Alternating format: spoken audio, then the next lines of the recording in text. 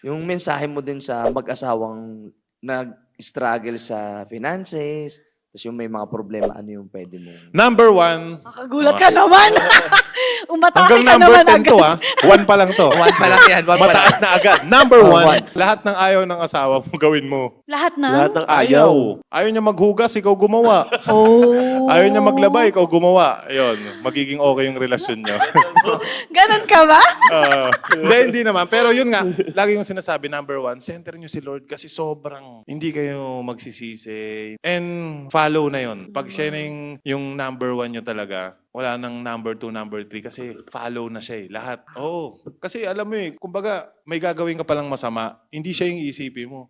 Makikita ko ni Lord, yari ako, hindi niya gusto to. Yung parang ganon. Hindi, baga ganon siya. So talagang center mo talaga siya. Bakit? Piniwala talaga ako kasi ang laking CCTV ni Lord. So, CCTV talaga yun. Na, Gagi, nakita ko.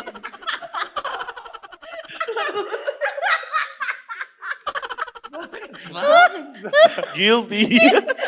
May helmet pa siya sa ulo. Sabi ko, wait lang. Kita ka niya. Sabi ko, may pader naman ah.